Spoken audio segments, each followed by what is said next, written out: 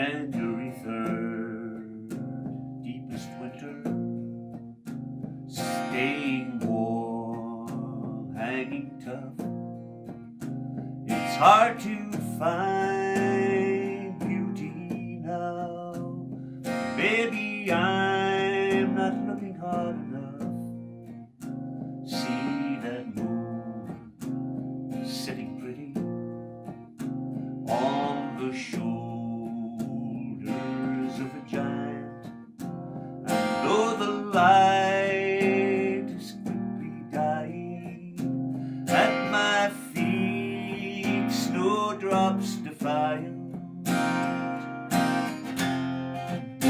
I love the earth and I want to say I'm glad I'm here and in the band. I want to sing and celebrate another year in a beautiful place. What a beautiful place to land. What a beautiful place to land.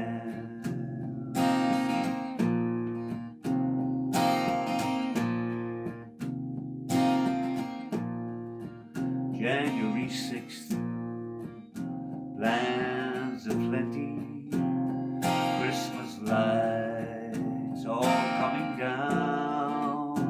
They've had their day, served their purpose, helped us through the darker hours.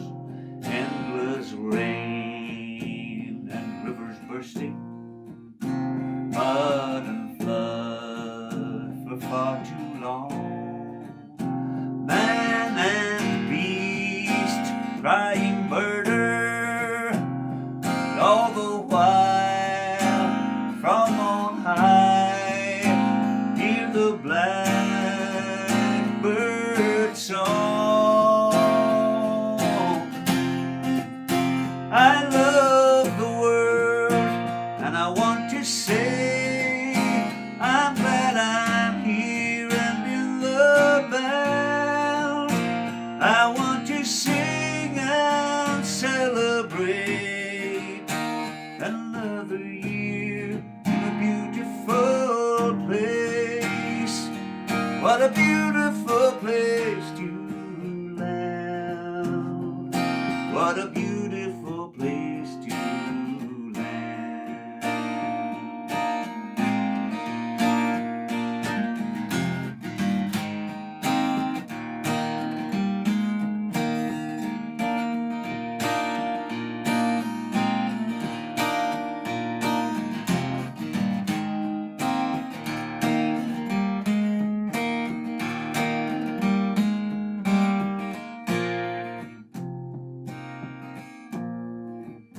I want to leave you with a blessing, a New Year's wish for what it's worth. I pray this year is your best one, and hope you find your beautiful self and a beautiful place to land. I hope you find your beautiful self and a beautiful place, a beautiful place, a beautiful place to land, a beautiful place to land.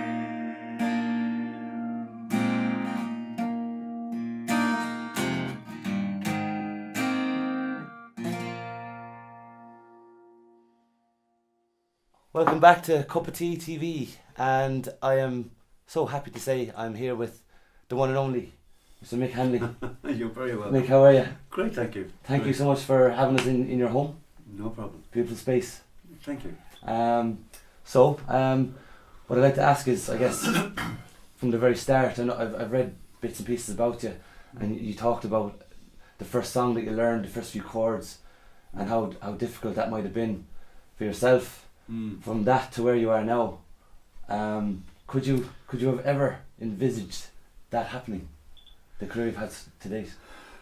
No. At the time, it was. It seemed, it was an escape for me. You know, I felt that I needed to do something special, and I don't know why. I was sick from school one day. I came home, I was kept home, and you know how boring. It's great to be off school, but I sure do. Yeah. when you kind of feel really well and you're up and down, and your mother is sort of telling you to get back to bed, and you're not feeling sick at all. Anyway, whatever fever you're running, but there was a guitar my dad had bought for my brother Noel, and it was from Russia.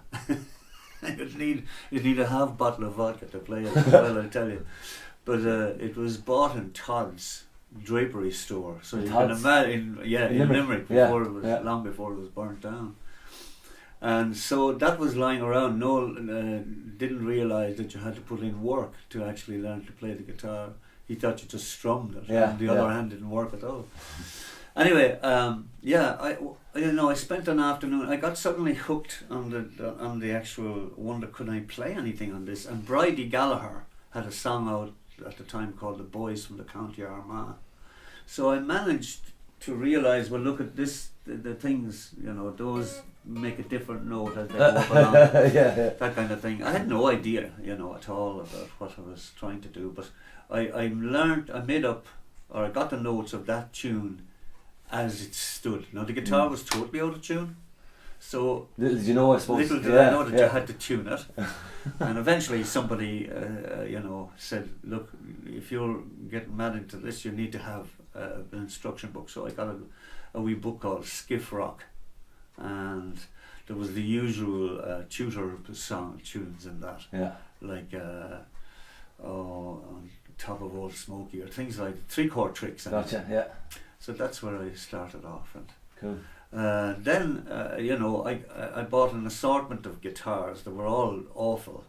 And then my father, not Russian, actually, were they Russian? No, mostly Ibanez things, and you know, cheap electric guitars, which were dreadful. Anyway, I thought I could surely get the sound that Hank Marvin was making with the guy with the Shadows for Apache, and no matter what I did, I couldn't get that sound. Little realizing that he had a beautiful echo unit, you know. And I persuaded my father. He knew I was really keen, and he said, well, you can buy a real guitar out of your pocket money. I'll give you 10 shillings a week. And I did, and it was 63 guineas. That'll tell you how far back it is. I bought it from Walton's, from a catalogue, and it came down on the bus, and that's it there. No way. Yes, that's it there. That's wow. the remains of it. That served me well. That's a Jeepers. Yeah, that's a Hagstrom 12-string. As you can see, it's been battered and bruised, and changed, and God knows whatever. But I used that for a long time, for about 10 years, first 10 years of my playing. So I found it very hard to get used. That was the next Hagstrom I bought, and that was for sale in McCurtain's, and I bought that at the time I joined Moving Hearts, I think, because I'd been using this all the time up to then. It was really amazing. And mighty. So they could tell some stories, I'd say. Yes, yeah. And that guitar, I was playing that for ages and ages because I loved it, but it was making all sorts of rattly sounds and everything. So it's been abandoned, and I moved over to the Taylor. And I've only had 2 or 3 guitars in my life. Right. You know, but I this one I wouldn't trade it for the world. Beauty. Wow. And obviously you're from Limerick. So I'm from Limerick. What was the scene like, say, as a young fella? The scene was exciting in Limerick, believe it or not. It was wonderful. Everyone got into the Beatles stuff, and I was in a band called the Coney Cats, with a guy called Elvio Nardoni, and his father was quite rich, so he bought us all the Gretsch guitars. Oh wow! Sponsorship. Yeah, Early absolutely. sponsorship. And we had the best of equipment, but we were no good. And we used to go terrible, terrible. We had all the gear, but nothing else. Oh. So I went to see bands from Dublin, and there was a great influx of the Chosen Few, with Fran O'Toole in them, and who else? Henry McCullough came down from the north with the People. They were called the People. They became Era Apparent afterwards, and all of those groups. I saw all of those groups. We went to see them religiously, at the weekends. Yeah. So, in terms of the guitar. In terms of the guitar, yeah. Well, growing up, I know like I talk to the people, say, of your era, let's say, and like today, if I want to learn a song, I go on YouTube and I watch the tutorials and all this sort of stuff. Obviously back then that wasn't there, so I was listening to records, going to gigs and all that sort of stuff. That's right. Who would you have maybe attached yourself to in terms of people that were performing out there when you were a young fella? Well, there was a guy in Limerick called Brendan Moynihan, and he used to play with a band called the Monarchs, and he was more sophisticated than any of us, and he was the best player around. He knew all his chords and all of that stuff. But generally what we did was went down to I went to Jackie Glynn's music store every Saturday afternoon that I wasn't training or whatever, and I'd spend all day there, just all day mooching around, picking guitars down after. He was very patient with us, Jackie Glynn, and we wouldn't buy anything, a plectrum maybe, or a sheet music. And I remember buying a sheet music actually once, and it was Like You've Never Been Gone by Billy Fury, and discovering an E minor chord. Oh, revelation. And B7, which I love to this day. Love them. I do. Imagine. Yeah. So it was that, and realizing, God, there's, if you can learn, you can teach yourself this. So it was all self-taught, really. And then listening to, once I left school, I started listening to the likes of James Taylor and Paul Simon, who were very sophisticated players at the time, beautiful, beautiful styles, and tried to emulate that. And then when I started to write, to cut a long story short, I suppose, when I started to write songs, I then tried to emulate the best of the writers. The biggest sort of thing that happened to me in my early career was meeting Micheál O'Donnell. As Micheál above. But he introduced me, if you like, to a music I had no idea existed. And he actually pioneered a way into traditional music with the guitar. The guitar was a difficult instrument nobody played them in trad music. Right? Would have been frowned upon, I suppose. We weren't allowed. Myself and Micheál, when we got together, we formed a duo called Monroe. This was before the Bothy band. And we formed a duo called Monroe, and we weren't allowed played in the traditional club in Dublin at all, because we played guitars. Now Archie Fisher, who also played guitar, was a folk singer from Scotland. He was allowed to play who we were, and that got up my nose, I'll tell you. Anyway, and we developed a kind of thing on the guitars that suited, much due to Micheál's musical abilities.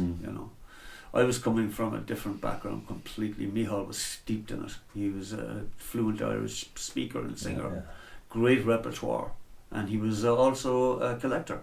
So we weren't short of songs, and as it proved in the Bothy band, he came up with wonderful stuff. But he was a huge influence on me. He had found out about a tuning called Dad Gad, which I knew nothing about, and I tuned that thing to an open G, and he tuned his to open D, and that kind of combination of the two guitars made it very melodic and tuneful. So we did one album together, which never didn't become a popular album, but it's loved, you know. Some people love it. It's a nice album. This is a lovely space you have here. Yes, yeah, I like it. Yeah, it's conducive to the writing. How long would you spend here? Maybe the whole morning. Okay, right, right.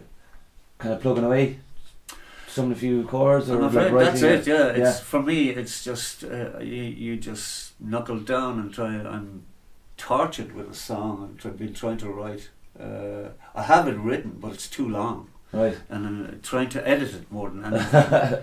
What to keep and what can go, like, you know, and it's a story about a ship called the Catalpa. Now, there have been songs written about it before, but I made the unfortunate mistake of reading the book, and there's wonderful detail in the book. So I was trying to tell the whole story. That's where all the verses are coming from. And I think there's 12 verses in it, and they're long verses. So I that's going to be my next job, is to try and trim that down to a song that's interesting. Right. And I don't know what the purpose of it is at this stage. You know, it was 1875 when it happened, but the purpose is to bring this story to people, you know, and let them look up the detail later on, maybe, but so try and make an interesting song from it. Yeah. And would it be possible to hear a little bit of it, or is that under wraps? Well, I still have. I haven't definitely decided on. I'll give you. I was thinking of doing it to what you call it, to the air of. What let's see. Or a variant of the air of. A variant of the air of. The one that Ronnie Drew did with the Pogues. In the year of our Lord 1806, or whatever it was. Irish Rover. Irish Rover, yeah. So I think it would suit it, you know, because I've started off with it in the year of our Lord 1875. And I don't know what rhythm to have it in either. So, in the year of our Lord 1875, the good ship Catalpa set sail from the town of New Bedford with 22 crew, all decked out to go chasing the whale. Her captain George Anthony and Duggan the Brave were the only ones sailing who knew. The Catalpa was bound for Australia shore to pick up 6 men good and true. Brave boys, to pick up 6 men, good and true. In Fremantle jail, those 6 Fenians lay, condemned to a hell here on earth, with no chance of reprieve from Gladstone or Crown, to die on Australia's dirt. Some said Fremantle could never be reached, but John Boyle O'Reilly did best. Its shackles and walls 5 years before, and swore to return for the rest. Brave boys, and swore to return for the rest. No, that verse will have to go. There's too much stuff there. But that, you know, there's 11 of those, so I have to get it down, you know. And you want to tell the story as well, you know. But it's an amazing story. I would advise anyone to try and get their hands on the Catalpa book, because it's stunning. So, a broad question now. I think I touched on it myself, what music means to me. But what does music mean to you? Can you even put that into words? Well, to me, it's everything really. It's my life, you know. It's given me a wonderful life. Yeah. You know, it's given me a wonderful passion. It's given me a raison d'être. It still does, and that's what it's about for me. Yeah. You know, it's a lovely reason to get up out of bed in the morning and come in here, and every time I pick up either guitar, I love it. I love the sound of it. Yeah. I love it's never faded for me. There are moments, obviously, when I'm bogged down and don't, you know, make the the progress during the day that I'd like to, Yeah. or come up with nothing at the end of a week or whatever. It can be frustrating, but in general, and I love performing now because I'm very comfortable in my skin performing. I think what I offer is an engaging kind of performance, for people that I kind of fill them in on where the songs came from and why they're written and all that the whole stuff. story, yeah. And I think that's part of my act, really, more than anything, Yeah. The arts seem to be, for me, the refuge, I suppose, from all the other crap. Yeah. And, like, when I hear Dolores Keane singing, I feel the kind of stones of Connemara and the moss and all that stuff in her vocal. It's like, she is so much a part of, or a piper, or a good piper playing. It just makes me crumble when I'm away from home. At the thought of it, because it's just so in our blood. So moving, yeah. Yeah.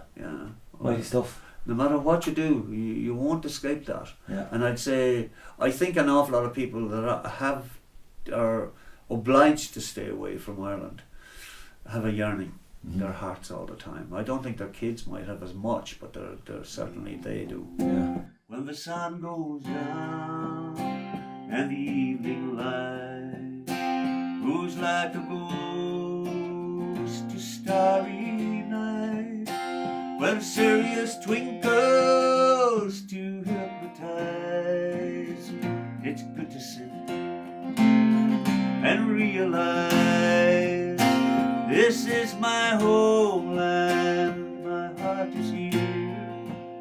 These are the voices I long to hear, no matter how far I may roam. I have a homeland, I have a home. I have a homeland, I have a home. I love our stories and the teller's gift. I love the lonesome piper's drift.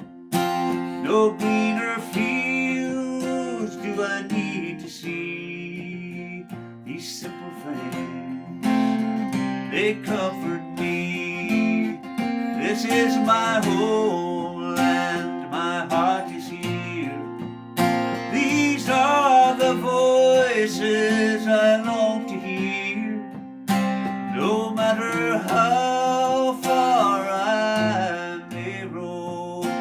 I have a homeland, I have a home. I have a homeland, I have a home.